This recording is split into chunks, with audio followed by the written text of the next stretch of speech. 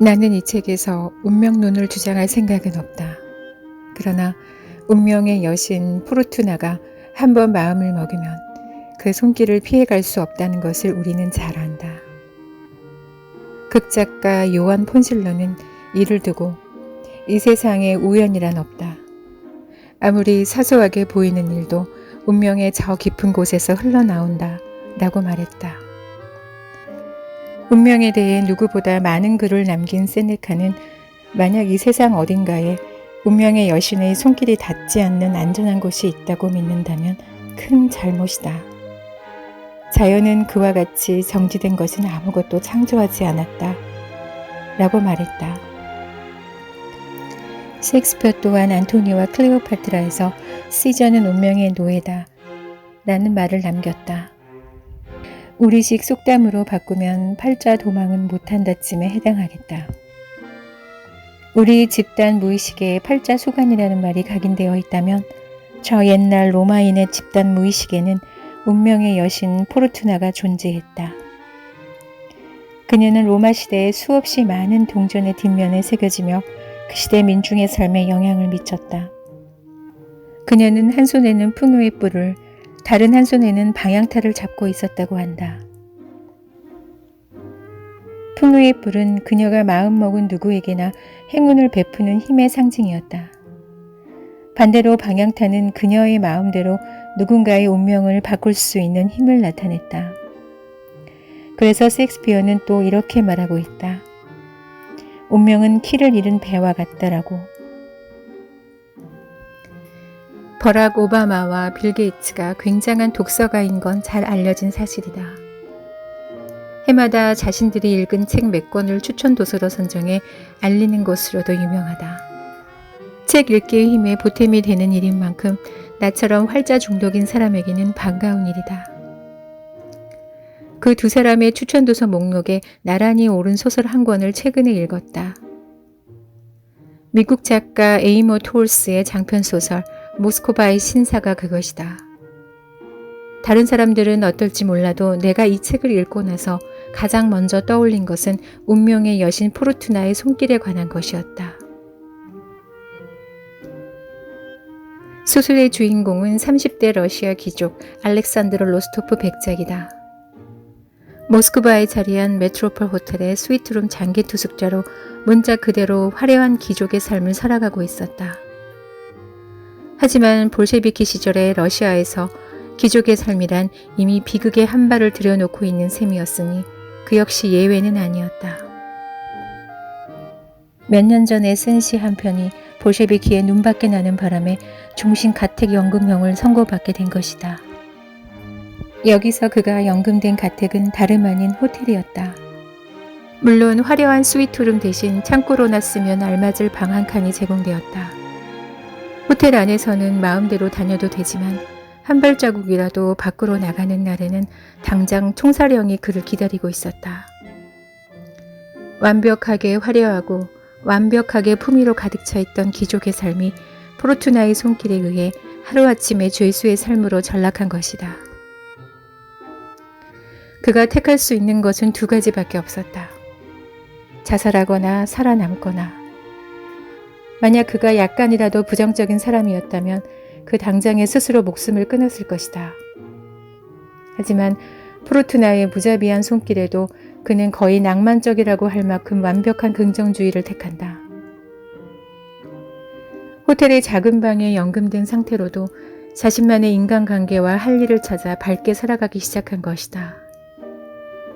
백작 시절의 품위를 조금도 잃지 않은 채, 아니 오히려 그때의 도움을 받아 그는 호텔 식당에서 수석 웨이터로 눈부신 활약을 한다. 장소가 호텔인 만큼 그 밖에도 크고 작은 에피소드들이 읽는 재미를 더한다.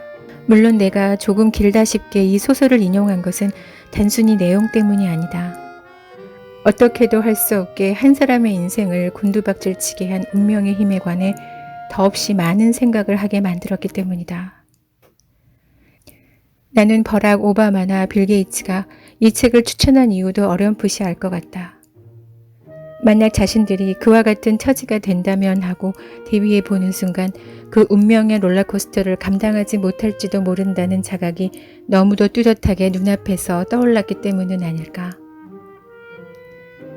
흔히 왕관을 쓰고 살든 머슴으로 살든 운명의 여신이 가져오는 고난은 혼자서 묵묵히 견뎌내는 것만이 최선이라고들 한다. 하지만 막상 그런 일이 닥쳤을 때 과연 그 말대로 살아갈 수 있는 사람이 얼마나 될까? 그리고 포르투나의 손길이 됐든 팔자소간이 됐든 그 앞에서 내 존재 전체가 흔들리는 경험을 하게 된다면 누구인들 내 앞에 놓인 운명의 흐름이 궁금하지 않겠는가?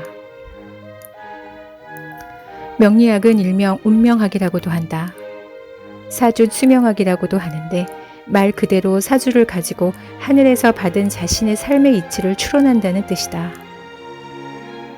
움직일 운에 목숨 명으로 운명 역시 변한다는 의미를 담고 있다. 세상에 변하지 않는 것은 아무것도 없다.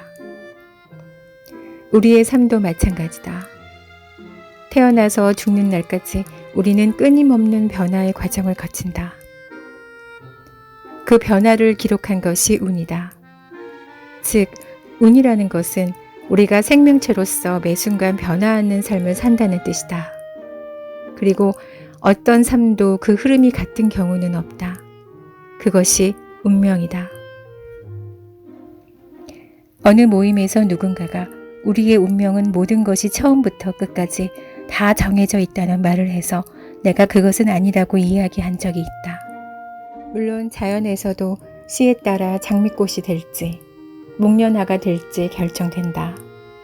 그리고 그 꽃의 운명에 따라 누구의 정원에서 화려하게 필지 아니면 피기도 전에 버려질지가 정해진다. 동물만 하더라도 누구는 사자로 태어나고 누구는 치타로 태어난다.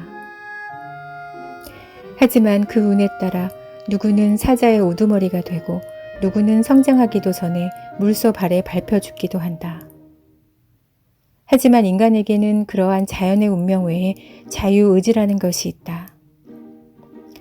가난한 집에서 태어나도 그것을 원망하지 않고 받아들이며 자기를 발전시키려 노력하면 그 운이 달라질 수 있다. 그것이 바로 자유의지다. 왜 하나님은 인간에게 자유의지를 주었을까? 아마도 그분 역시 자유의지에 따라 신을 찾는 존재가 필요했기 때문이 아닐까?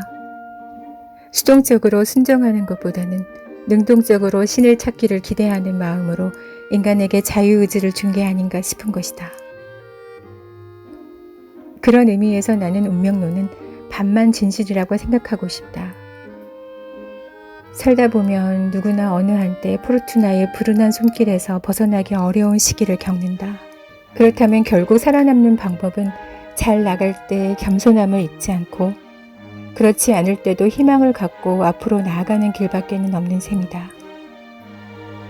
그런 의미에서 명리학은 수용의 학문이다. 수용하면 마음이 편하다. 그게 나인데 어쩌라고 싶은 마음도 생겨나면서 이상하게 그 다음에는 좀 더 자신을 발전시키고 성장시키고 싶은 마음이 드는 것이다. 인생의 모든 문제는 자신에게 일어난 일은 받아들일 수 없기 때문에 생겨난 것이기도 하다. 하지만 받아들이지 못한다고 해서 달라지는 것은 없다. 다시 한번 세네카의 표현을 빌리자면 삶 전체가 눈물을 요구하는데 그 단편을 놓고 흐느껴봐야 소용이 없는 것이다. 결국 남에게 일어나는 힘든 일이 내게도 일어날 수 있으며 그게 인생이라는 것. 단지 누구에게나 일어날 수 있는 일이 확률적으로 나에게 일어난 것뿐임을 받아들인다면 삶의 무게를 조금은 내려놓을 수 있지 않을까? 모스코바의 신사가 보여준 것처럼 가능한 품위를 잃지 않고 그럴 수만 있다면 인생에서 더 바랄 것이 없으리라.